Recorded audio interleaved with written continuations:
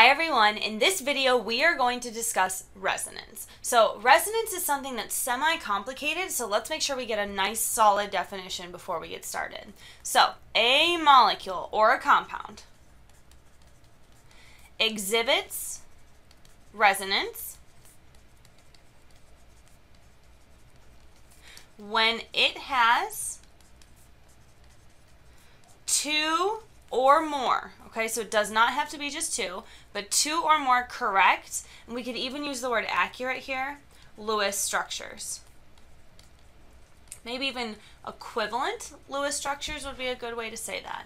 So why are we talking about this? Well, it all comes back to ozone. We talked about Lewis structures, we talked about bonds, we talked about energy of bonds. The entire reason we did that is so we could get to this place right here. We needed to talk about ozone, and we needed to be able to draw its structure. So let's start from the beginning. We have ozone here, which we know has 3 oxygen atoms. So 1, 2, 3.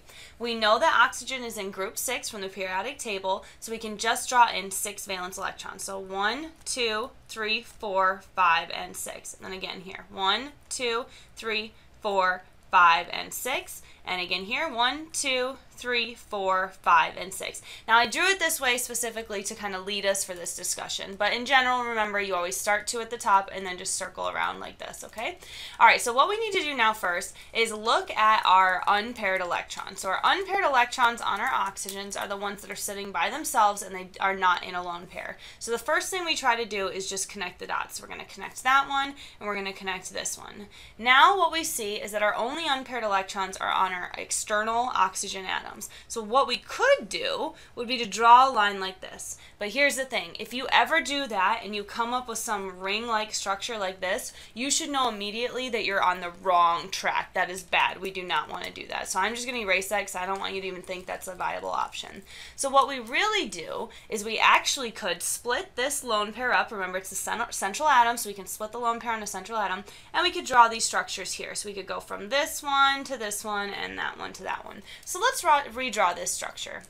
So you have oxygen in the center with a lone pair. It has doubly bonded to an oxygen on each side, and each external atom, oxygen atom, has 2 lone pairs on it. So let's use the octet rule to check this structure. So we have 1, 2, 3, 4, 5, 6, 7, 8.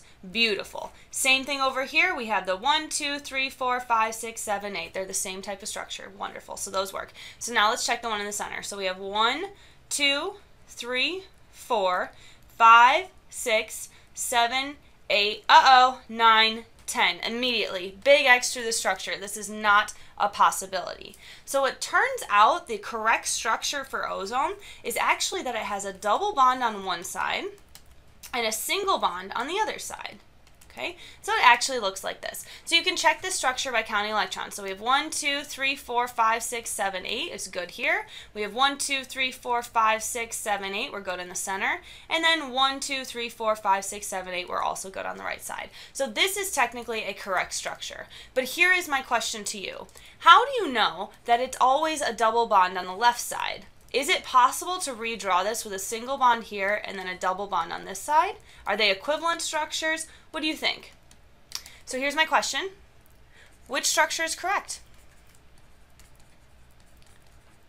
Which structure is correct? So we're going to call the top one A, we're going to call the bottom one B, and I want to know which structure is right, A or B. Go. All right, did we get an answer?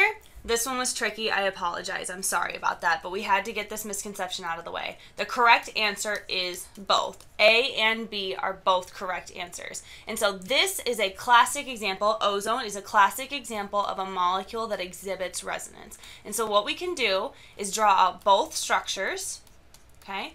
And we should always put in our lone pairs because we want to be nice and accurate here.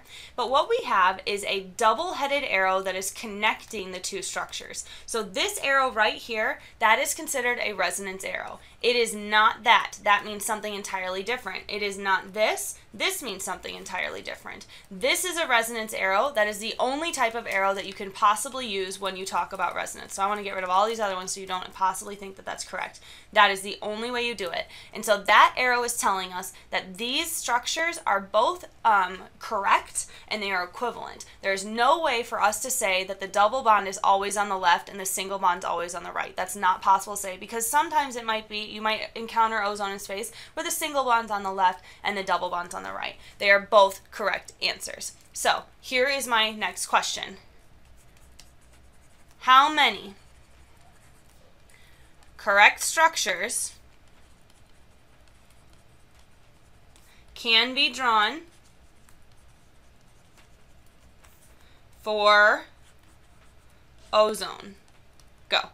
This was an easy one. I felt bad after tricking you before, so we had to throw an easy question in here. How many correct structures can be drawn for ozone? We just did it. 1, 2.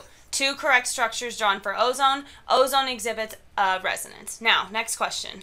How many correct structures can be drawn for oxygen? Go. Did we get an answer for this one?